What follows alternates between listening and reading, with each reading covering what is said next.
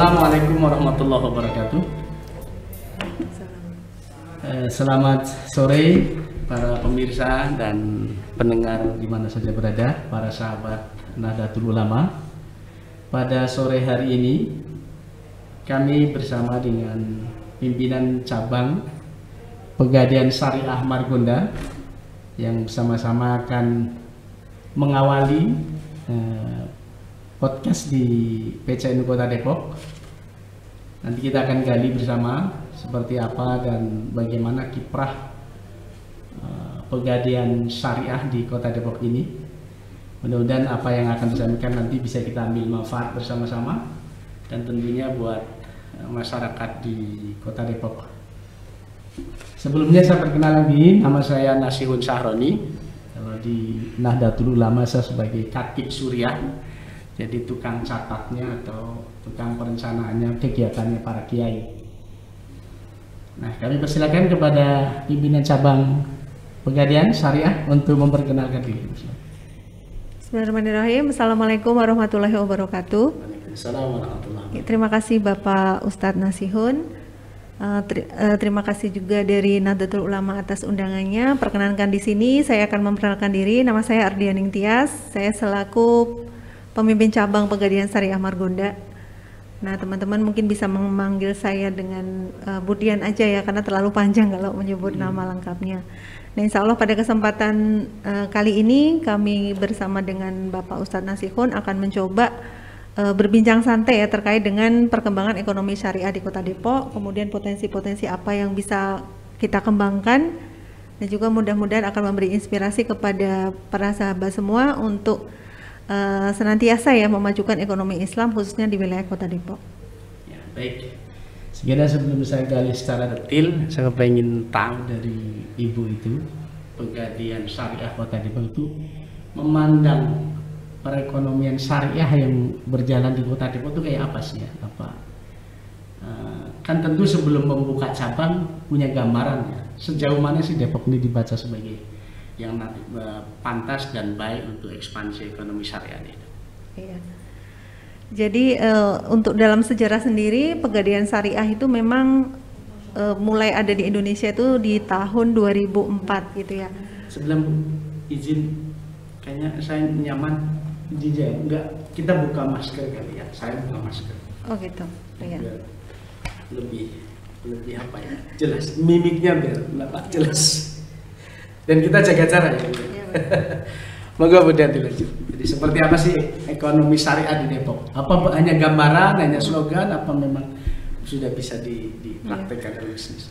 Kalau untuk ekonomi syariah sendiri di Kota Depok tentunya tidak hanya Pegadaian Syariah saja yang turut ambil bagian ya. Kami hanyalah salah satu bagian dari pejuang ekonomi Islam itu sendiri. Nah, kalau dari perkembangannya memang di Kota Depok ini menunjukkan perkembangan yang cukup bagus ya dibandingkan dengan sebelahnya yaitu Kota Bogor.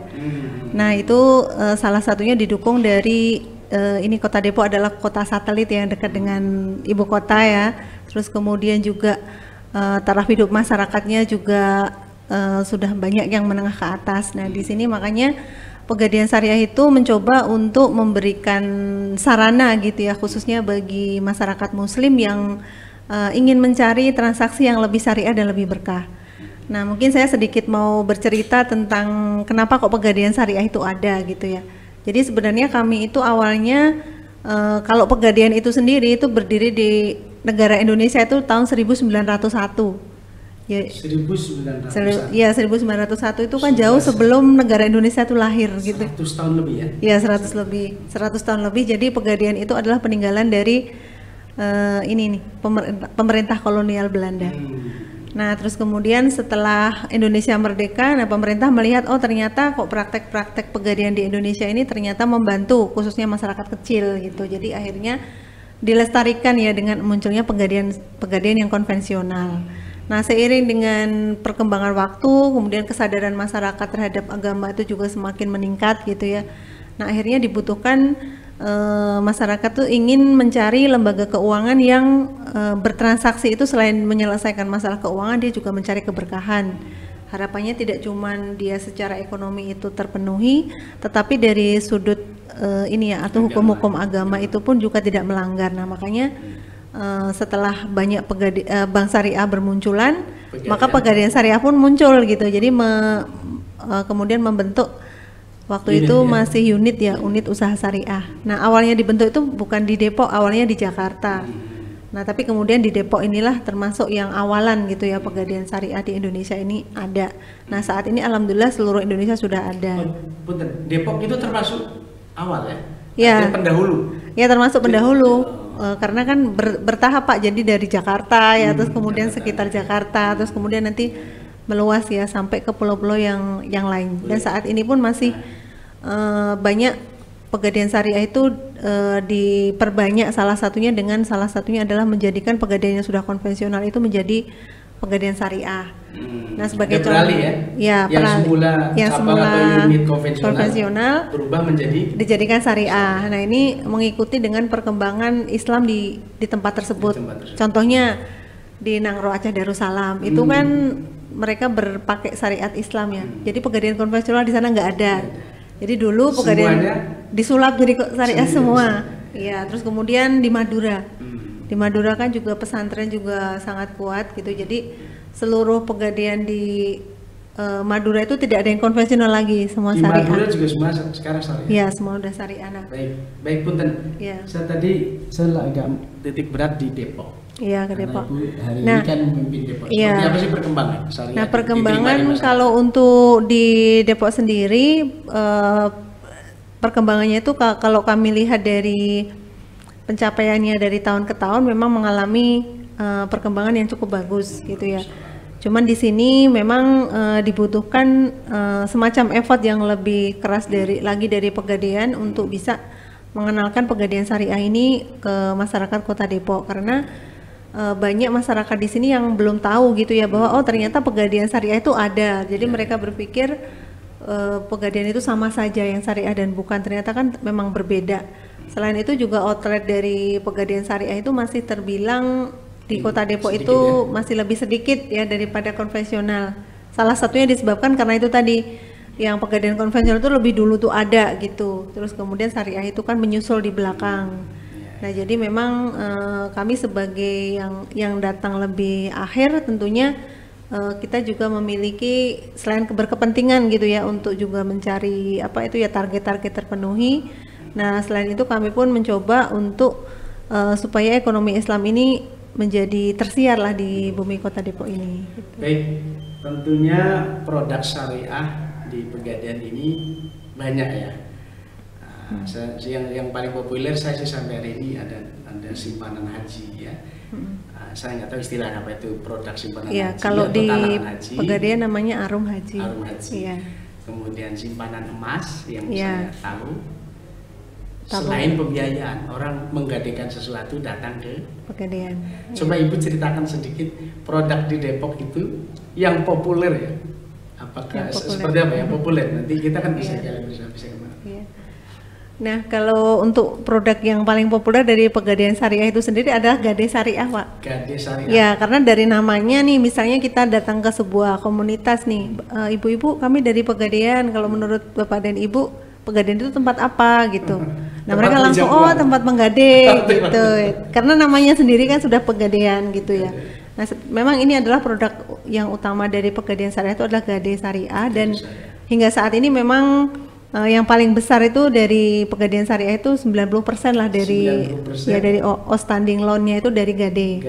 Dari Gade Syariah. Baru kemudian 10%-nya itu terbagi-bagi menjadi beberapa produk ya, salah satunya tadi ada haji gitu ya, terus kemudian ada investasi emas gitu, terus kemudian ada juga pembiayaan untuk usaha mikro, kemudian ada juga pembiayaan untuk ini mendapatkan motor dan mobil baru.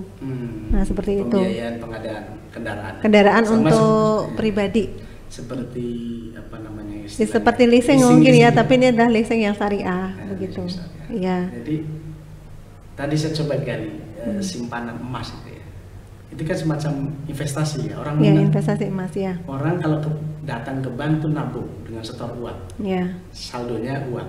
Kalau di Pegadaian Syariah simpan emas itu kita datang ke kantor bawa uang. Bawa uang ya. Nanti setorannya uang. Setorannya uang. Tapi yang tercatat. Yang tercatat iya gram emas ya. Oh, gram emas. Iya. Jadi kita bawa uang di sana dicatatnya. Ya langsung dikonversi saat itu juga ya kan? menjadi gram emas. Iya. Gitu ya. Sangat menarik dan ini saya kira belum begitu banyak dipahami oleh masyarakat. Hanya orang tahu investasi emas atau menyimpan emas ya. Dan ini menjadi tantangan tersendiri. Saya kira nanti Pegadaian Syariah bisa saja bekerja sama dengan lembaga-lembaga masyarakat atau organisasi keagamaan untuk sama-sama menyebarkan informasi yang menarik ini. Iya, jadi saya khawatir tahunya nanti masyarakat Pegadaian hanya tempat pinjam uang gitu. Iya. Kan familiarnya begitu. Iya, Sejak begitu, saya remaja kecil orang ya kalau nggak punya uang bawa ke bank. Ya, tempat kepepet orang ya. Kepepet. Jadi saya kira jangan hanya itu, karena di situ banyak yang lebih menarik. Ada investasi, ada tadi talangan haji lah kalau istilah di bank itu kan, dan pembiayaan gitu ya. Baik Bu, saya kira sebenarnya saya tadi kepengen tahu produk seluruhnya, tapi saya kira kalau menceritakan seluruh produk nanti nggak fokus. Saya kepengen menggali satu produk aja nih terkait dengan ada 2 produk. Satu tentang haji tadi, kedua simpanan emas. Coba diceritakan secara sederhana biar bisa ditangkap oleh para sahabat ini. Mereka bisa memahami, syukur-syukur nanti terus jadi tertarik untuk coba. Iya. Monggo. Baik, sahabat Nahdlatul Ulama yang berbahagia, nah di sini saya akan menceritakan 2 produk yang tadi diminta oleh Bapak Ustadz Nasihun ya untuk diceritakan. Yang pertama adalah tentang pembiayaan haji. Nah, kalau untuk pembiayaan haji ini di Pegadaian itu namanya produk Arum Haji. Arum Haji. Arahan untuk haji gitu. Jadi di sini akad yang digunakan adalah akad rahan. Nah, ini agak berbeda dengan yang selama ini dikenal masyarakat dana talangan haji yang waktu itu pernah dihentikan oleh pemerintah gitu ya di beberapa lembaga keuangan. Nah kemudian muncullah dari Pegadaian namanya Arum Haji. Ini berbeda dan kita sudah mendapatkan izin resmi dari Otoritas Jasa Keuangan. Jadi insya Allah produknya sudah dibolehkan juga oleh MUI gitu ya, karena semua produk yang kami salurkan itu harus mendapatkan izin dari Majelis Ulama Indonesia. Kemudian juga dari Otoritas Jasa Keuangan sebagai pengawas kami pun juga mengizinkan untuk digulirkan produk ini. Nah, sebenarnya seperti apa sih produknya? Produknya ini adalah pada intinya membantu masyarakat yang ingin naik haji mendapatkan porsi haji gitu ya, sedangkan dia sendiri belum memiliki uang sebesar 25 juta. Karena untuk bayar haji reguler ya, ini haji reguler, bukan haji plus gitu ya. Nah, bagaimana cara Pegadaian membantu masyarakat? Yaitu kami mencoba membantu masyarakat dengan sistem rahan, yaitu masyarakat menggadaikan emas gitu ya, senilai kurang lebih kalau ditaksir itu sekitar 2.500.000 gitu ya. 2.500.000. Ya, itu kurang lebih sekitar 3 gram. Kadang naik turun ya, kadang 3 gram, kadang 3,5 tergantung kurs emasnya. Jadi masyarakat dengan menyimpan emas senilai 3,5 gram itu ya, yaitu langsung mendapatkan porsi haji. Nah, terus kemudian setelah datang membawa emas 3,5 gram, itu wujudnya bisa logam mulia boleh, perhiasan juga boleh, nanti akan kami taksir dulu ya sekitar 2,5 juta gitu ya. Nah, nanti langsung setelah jadi akad, nah kemudian nasabah akan diantar ya oleh petugas dari Bank Syariah untuk ke Departemen Agama untuk langsung mendapatkan porsi haji. Oh, Bank Syariah atau oleh Pegadaian? Nah, jadi kalau Pegadaian itu hanya memfasilitasi untuk mendapatkan pembiayaan yang 25 juta. Nah, kemudian sedangkan kami kan tidak memiliki akses untuk ke Siskohat gitu ya. Jadi kami pun bekerja sama dengan Bank Syariah. Nah, beberapa bank misalnya, pokoknya semua harus syariah ya. Jadi yang sudah kerjasama dengan Pegadaian itu dulu tuh ada BSM, tapi kan dia jadi BSI. Nah, itu lagi akan ada MOU ulang gitu. Kalau yang sudah sampai saat ini masih berjalan dari Bank Mega Syariah, kemudian Bank Panin Syariah gitu. Nah, kemudian dari 25 juta itu uangnya kan dari Pegadaian ditransfer ke bank. Nah, dari bank itulah yang akan mentransfer ke rekening Departemen Agama. Prosesnya begini. masyarakat Ya. yang memang ingin daftar haji ke Pegadaian. ke Pegadaian. Bawa barang. Bawa barang. Terus kemudian bawa ada barang. administrasinya sih, ada Oh, administrasi ada sedikit proses, ya. Misalnya tadi seberat kurang lebih 3 gram apa? 3 atau Ya, 3 kadang 3, kadang 3,5 3, gitu. 3 atau sampai 3,5. Iya. Kurang lebih senilai berapa itu? Senilai sekitar 2.500.000. 2.500.000 atau Iya. 3 juta lah ya. Iya. Jadi datang ke Pegadaian dengan Iya. uang sekitar 2,5 sampai 3 juta. Hmm. Minta agar bisa disediakan Porsi haji. porsi haji. Iya. Jadi nanti secara teknis Pegadaian yang akan menyetor ke Bank Syariah Bank sebagai Syariah, mitra. ya sebagai mitra. Dan Bank Syariah itu yang akan mendaftarkan ke Ke Departemen Agama. Departemen Agama. Iya. Menang untuk didaftar. Untuk Haji itu didaftarkan. dapat porsi itu sendiri. Iya. Dan berikutnya masyarakat tinggal Nah, nanti kan dari Departemen Agama ini kalau sudah daftar haji kan dia dapat ini ya bukti porsi haji, SABPIH gitu, ada 2 surat bukti porsi sama bukti validasi. Nah, bukti itu nanti disimpan di Pegadaian ya, karena kan belum istilahnya dia kan baru harus menyelesaikan ini ya, apa kewajiban dia Kewajibannya. yang 25 juta tadi. Nah, jadi surat-surat penting tadi disimpan di Pegadaian sampai pembiayaannya lunas. Nah, untuk nasabah sendiri boleh memilih waktu pembiayaannya mau paling lama 5 tahun. paling lama 5 tahun. Ya, kurang lebih tuh kalau 5 tahun itu cicilannya sekitar 600 ribuan. 600 ribuan kalau Kalau jangka 5 tahun. jangka 5 tahun. Kalau lebih pendek, Kalau itu lebih pendek berat. berarti lebih besar dari itu. besar lah. Iya. Nah, nanti apabila sudah 5 tahun itu lunas gitu, kalau lunas berarti barang tadi yang digadaikan kita kembalikan lagi ke nasabah yang 3,5 gram tadi, dan juga surat-surat yang ditahan tadi dikembalikan ke nasabah. Nah, setelah lunas kewajiban dengan Pegadaian selesai, nah tugas nasabah adalah dia menunggu kapan dia akan diberangkatkan Sesuai gitu. dengan kuota. Sesuai dengan ini ya, kuota urutan keberangkatan gitu ya. Urutan, Nah, ya. nah, untuk Kota Depok sendiri terakhir itu sampai antrean tuh 17 tahun. 17 tahun ya. 18 tahun. Sudah 17 tahun ya. Iya, Ya, 18 tahun.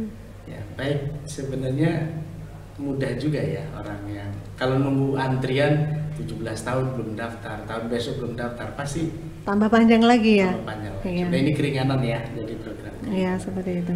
Baik, tinggal monggo sahabat NU barangkali ada yang mau memanfaatkan layanan ini yang dikeluarkan atau yang diterbitkan oleh Pegadaian Syariah. Iya. Saya kira enggak rumit-rumit amat kok. Iya. Yang penting sediakan simpanan itu tadi ya. Nah, untuk emasnya kalau belum punya bisa beli juga di Pegadaian. Oh, iya. Pegadaian juga Berarti menyediakan beli. Cukup bawa uangnya saja, bawa kurang aja. lebih 2,5 atau 3 3 juta, iya. Ya, nanti dibantu Betul. berbagai macam persyaratannya tentu ada. Iya.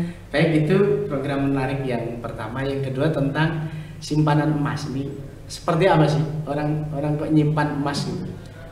Kalau untuk di Pegadaian itu simpanan emas ada satu dalam bentuk tadi yang Pak Ustadz Nasihuddin bilang bahwa datang ke Pegadaian bawa uang, kemudian langsung dikonversi ya jadi emas, itu namanya produk tabungan emas. Tabungan emas. Nah, kalau produk tabungan emas ini dia tidak mengikat, jadi nasabah tuh boleh ngisi tabungannya itu sewaktu-waktu dia punya uang. Enggak diwajibkan Tidak diwajibkan bulan. setiap bulan karena namanya juga tabungan. Nah, terus kemudian keuntungan dari tabungan emas ini adalah yang pertama, dia bisa mulai beli emas itu dari harga Rp10.000. Beli emas, Beli artinya emas. nyimpan emas. Ya, senilai mulai dari 10.000. 10.000 karena kita melayani pembelian mulai dari 0,01 gram.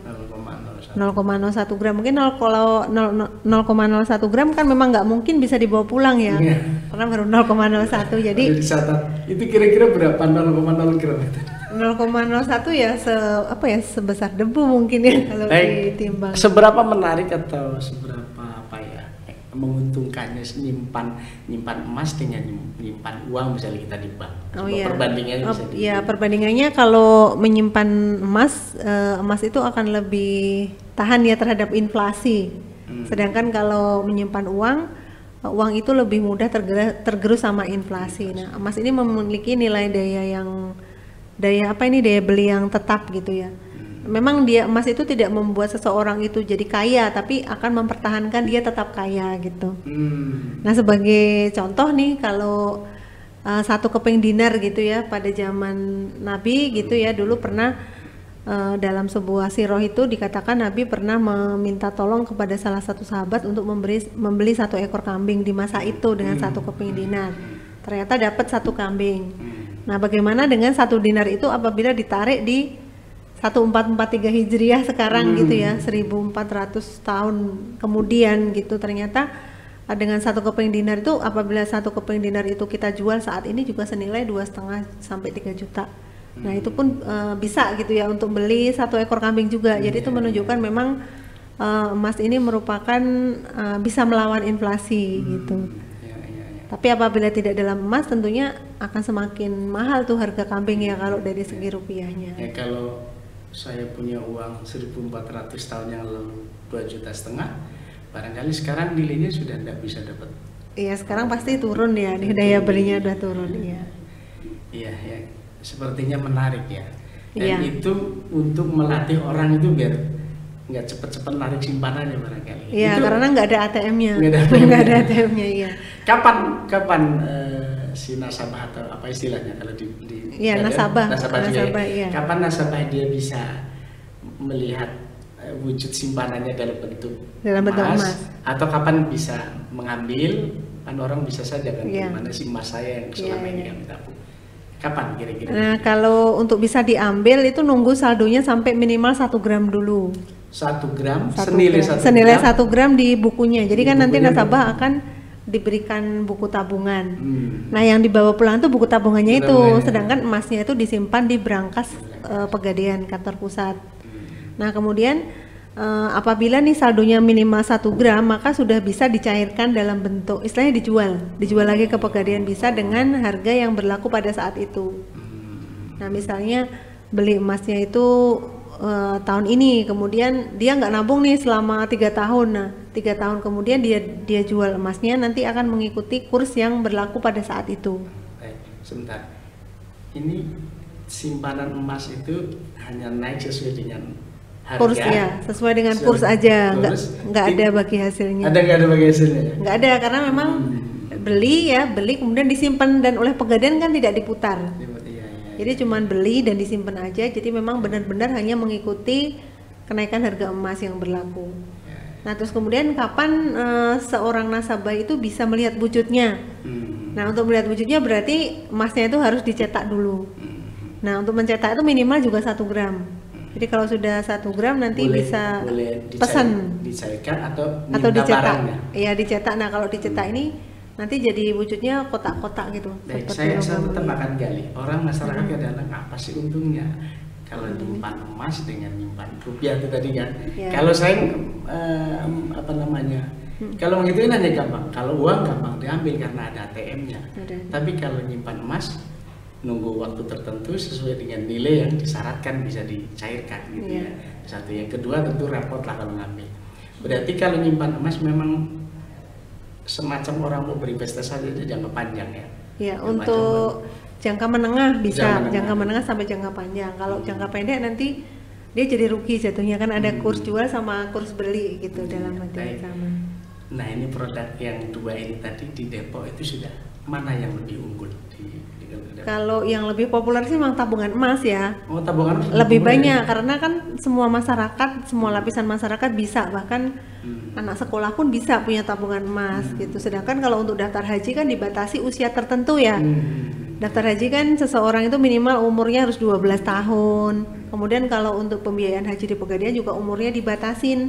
Maksimal itu 65 tahun harus sudah lunas. Iya. Sedangkan kalau tabungan emas mau di bawah 12 tahun atau di atas 65 itu orang masih bisa.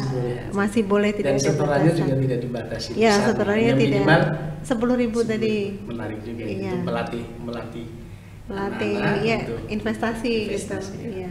Baik Bu, ini sangat menarik ya. Jadi kalau Pegadaian itu kan slogan yang masih terngiang sampai sekarang. Iya. Itu kan mengatasi mengatasi masalah tanpa masalah. Iya. Tapi nampaknya memang benar-benar yang datang ke Pegadaian hanya orang yang bermasalah. Apa benar begitu? Kan mestinya enggak ya. Karena tadi orang kepepet Iya. kata Ibu baru datang ke Pegadaian. Iya. Gitu. Mengatasi Padahal banyak produk yang sebenarnya lain. tidak hanya untuk orang-orang yang bermasalah. Iya. Seperti tadi ya, dana haji, kemudian simpanan Ada emas itu kan simpanan buat emas. orang-orang yang memang punya keperluan. Iya. Tidak mendesak seperti Iya. kan gitu. Jadi sekarang kalau di Pegadaian, kalau dulu orang berpikir hanya orang yang kepepet nggak punya uang yang datang. Kalau sekarang di Pegadaian orang yang kelebihan uang pun bisa datang. Nah, dengan investasi. Ini jadi tantangan nanti minggu depan. Orang masih berpikir datang ke Pegadaian itu ada malu-malunya. Misalnya saya tiba-tiba datang ke kantor Pegadaian, parkir, padahal saya mau nyimpan. Nyimpan. Tapi kalau orang melihat, oh itu si Nasiun udah butuh duit, udah datang ke Pegadaian. Nah ini image ini juga harus. Nah ini makanya memang ini tadi saya katakan di awal bahwa memang butuh effort ya dari kami gitu ya untuk lebih memperkenalkan ke masyarakat ya ekonomi Islam dan juga produk-produk yang ada di kami. Nah mudah-mudahan salah satunya dengan channel podcast dengan sahabat Nahdlatul Ulama ini gitu ya, jadi membuat yang sebelumnya belum tahu gitu jadi lebih tahu. Kan ya tak kenal maka tak datang. Tak kenal maka tak datang kalau di Pegadaian ya. Berarti nanti slogannya perlu ditambahin atau dirubah. Jangan hanya mengatasi masalah tanpa masalah. Tapi jadi apa? Coba dicarikan. Nah, kalau ya untuk orang datang jangan hanya yang bermasalah. Nah, jadi sebenarnya yang mengatasi masalah tanpa masalah itu adalah slogan untuk Pegadaian Induk ya, yang Pegadaian Konven. Kalau syariah itu sebenarnya udah ada ini apa itu Ustadz slogannya. Oh, ada sendiri. Ya, benar caranya berkah hasilnya. Itu kalau yang syariah. Iya. Baik. Jadi menarik nih dari baru produk yang sifatnya kita berinvestasi ya, menyimpan atau tadi kebutuhan dana haji.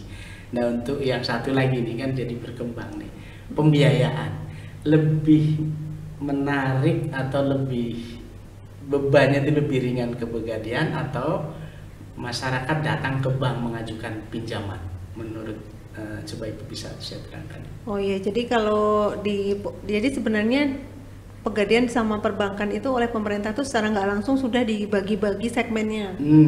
Nah, jadi kalau untuk barang-barang yang tidak bergerak itu, misalnya ini menjaminkan sertifikat rumah gitu ya, itu kan awalnya di bank gitu.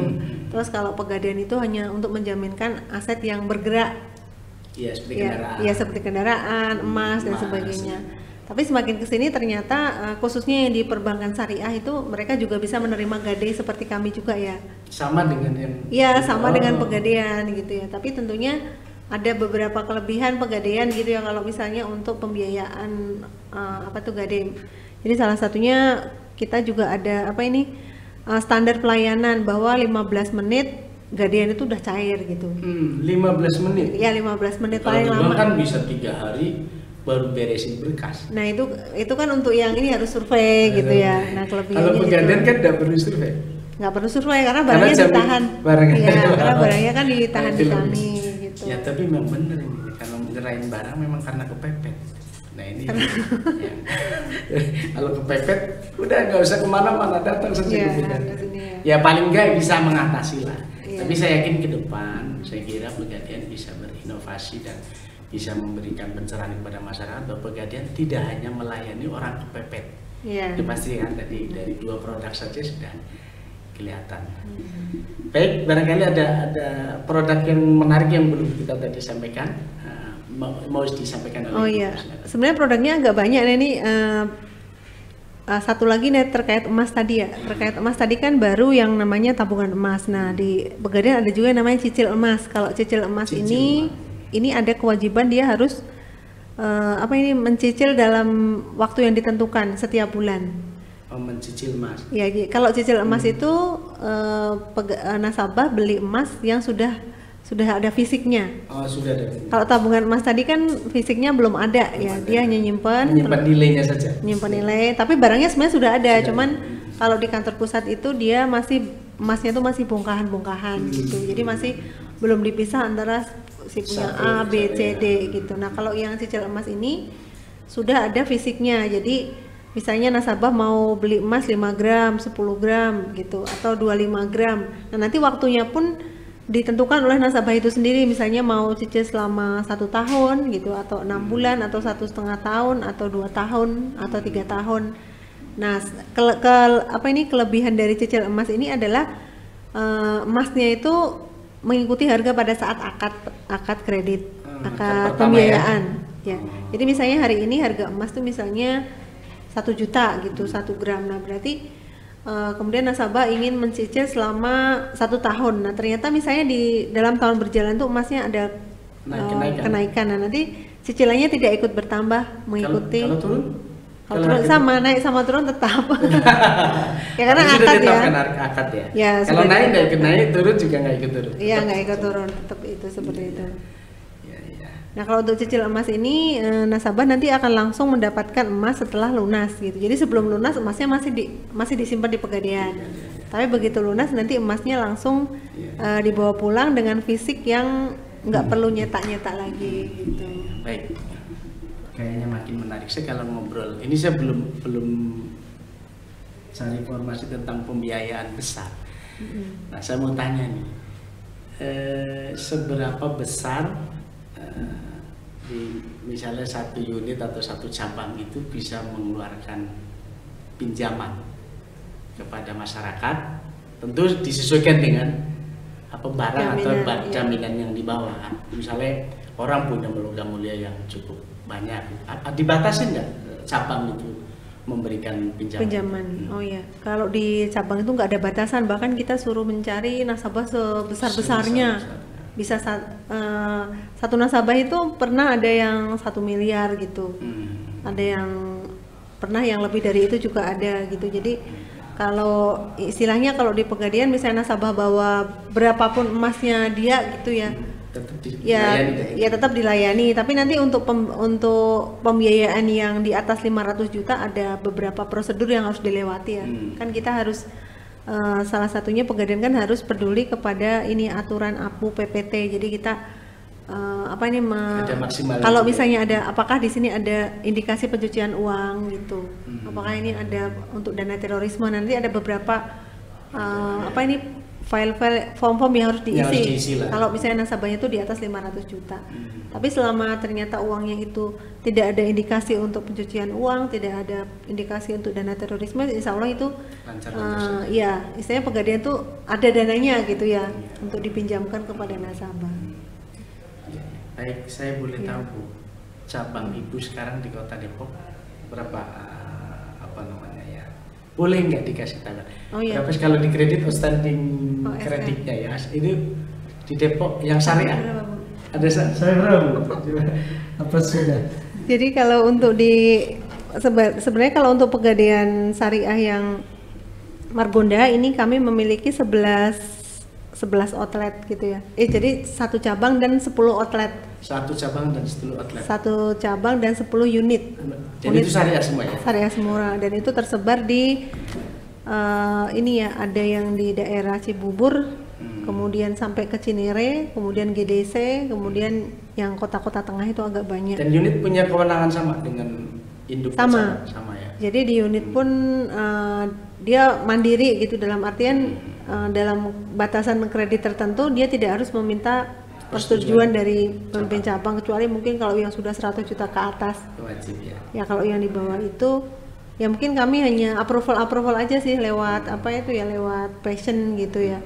Nah, maksudnya tidak setiap pengajuan kredit harus di-approval oleh Pinca gitu.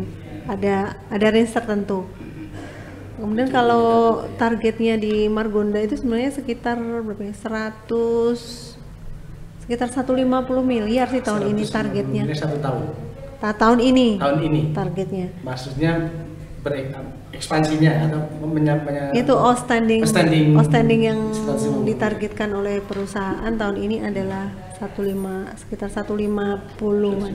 Nah dulu kan memang karena pandemi ini memang dirasakan ada sedikit naik? Mestinya naik. Agak turun juga. Turun juga ya? Agak turun karena harga emas pun juga kemarin ikut turun juga gitu ya.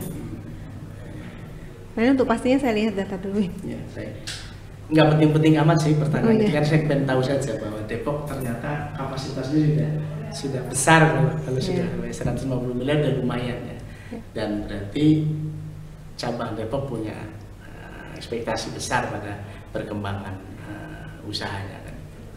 Baik Bu, saya akan sedikit menyampaikan terkait dengan apa itu ya, syariah ya, dari sudut pandang para kiai, para ulama. Memang masih sebagian masyarakat ya dan ulama itu masih belum yakin dengan konsep syariah yang hari ini didengungkan oleh lembaga-lembaga keuangan maupun pegadaian syariah. Mereka tentu punya dalil dan punya pegangan sendiri. Tapi kalau dari kami dari Nahdlatul Ulama punya pandangan begini. Ini kan bagian dari proses yang sedang kita lalui. Seandainya pegadaian syariah ataupun bank syariah yang hari ini, Bu, kita sambil minum ya. Kita sambil minum. Kita minum dulu ya.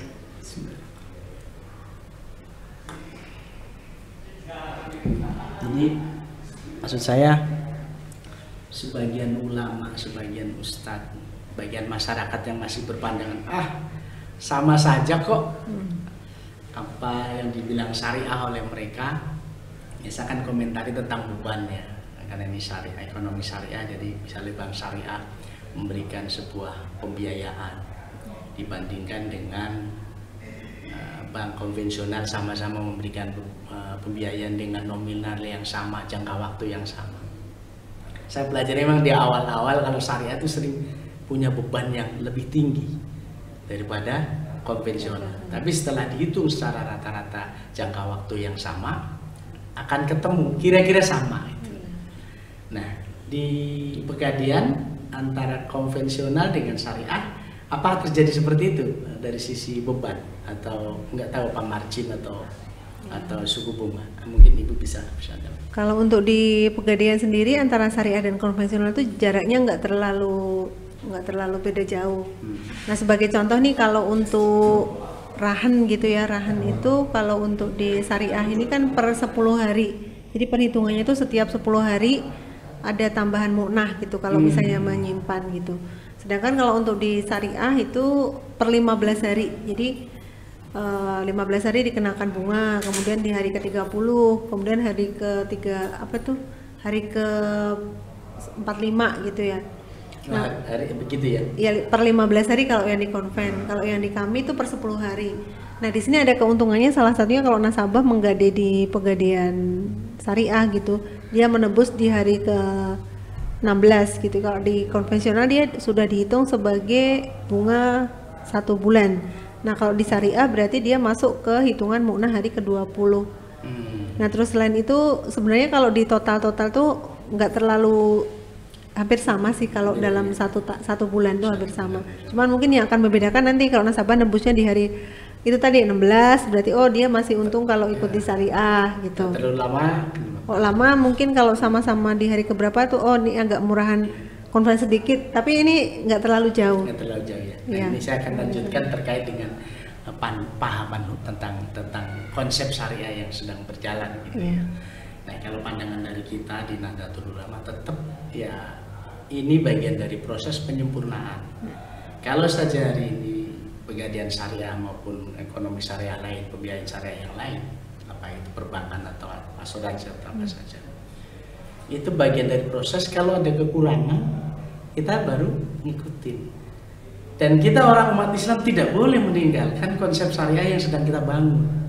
Itu pandangan dari kami Nahdlatul Ulama. Kalau saja syariah, konsep syariah yang sedang dibangun kok ditinggalkan oleh orang Islam sendiri, pasti ini juga akan diambil oleh orang lain, sehingga masyarakat muslim tidak hanya akan rugi, pasti akan tidak bisa menikmati apa-apa dari konsep dari ekonomi yang sedang dibangun ini. Saya kira itu pandangan dari kami. Jadi secara bersama-sama bisa saja kami di Nahdlatul Ulama untuk cobalah menaikkan effort seperti tadi Ibu sampaikan, bisa bersama-sama. Ayo turun ke pesantren, ayo turun ke sekolah-sekolah dalam rangka memberikan pemahaman kepada para santri, kepada para guru bahwa ini loh ada konsep syariah di pegadaian yang menarik dan saya kira bisa untuk membangun ekonomi umat, saya kira itu. Dan harapan kita tentu sampai sempurna seperti apa yang diharapkan oleh syariah itu sendiri. Jadi kalau hari ini sekali lagi umat Islam meninggalkan konsep syariah yang sedang dibangun, umat Islam sendiri yang akan rugi. Saya kira itu ya, sebagai kami memberikan pandangan dan kami tentu memberikan dorongan yang besar maksimal agar ekonomi syariah, ya pegadaian syariah terutama itu bisa berkembang. Ya syukur-syukur bisa melampaui induknya ya, konsep konvensional itu bisa kok. Dan seharusnya bisa, karena bagaimanapun umat di Indonesia kan mayoritas Muslim. Tapi lagi-lagi ini bagian dari tantangan besar yang harus kita kerjakan bersama. Saya kira itu Bu. Mungkin ada sebagai apa ya penutup dari apa yang disampaikan tadi. Karena kalau bahas pegadaian saya masih penasaran, mau tak gali tadi seberapa besar bisa melakukan pembiayaan sebenarnya, karena saya butuh duit Bu. Tapi namanya kalau di pegadaian nggak cocok. Karena bisnis saya kayaknya belum tahu nanti bisa di kolaborasikan dengan pegadaian. Monggo silakan Ibu, mungkin mau di yang ini apa ya, sebagai penutup. Nah ini spirit dari tahun baru hijrah gitu ya, 1443 yang mudah-mudahan ini ada awalan yang baik di mana kita sudah memulai ya bersama dengan para ustadz dan juga para sahabat Nahdlatul Ulama untuk sama-sama belajar ya, kita sama-sama mengembangkan diri gitu ya. Mudah-mudahan dengan spirit hijrah ini gitu ya, kita bisa menjadi lebih baik dari segi ruhiyah kita gitu ya. Terus kemudian dari tadi ekonomi Islam kan memang juga dari Pak Ustadz tadi dikatakan belum sempurna gitu ya, tapi ya kita menjadi bagian dari penyempurna itu mudah-mudahan ya. Betul. Nah semoga kedepannya nanti ya kami juga mendapatkan feedback ya dari sahabat Nahdlatul Ulama juga, bagaimana nanti harusnya pegadaian itu dikembangkan gitu ya. Dan mudah-mudahan kami ya dengan keberadaan kami yang masih belum sempurna ini ya, mudah-mudahan tetap bisa memberikan arti gitu ya di tengah masyarakat, khususnya di Kota Depok. Saya kira menarik, saya akan bukan disimpulkan, ada 2 produk yang menarik tadi yang saya tangkap. Satu terkait dengan porsi haji, yang kedua terkait dengan simpanan emas, karena itu bisa sekali kita coba nanti sampaikan ke sahabat NU. Baik Ibu Dian, tidak terasa kita sudah berapa menit ini berbincang. Tentu kalau saya ngobrol begini bisa aja sampai sore juga salah dinin, karena ini saya belum banyak yang saya gali dari tentang ekonomi syariah, terutama pegadaian syariah. Saya support betul, mudah-mudahan Ibu berhasil memimpin cabang di Kota Depok ini.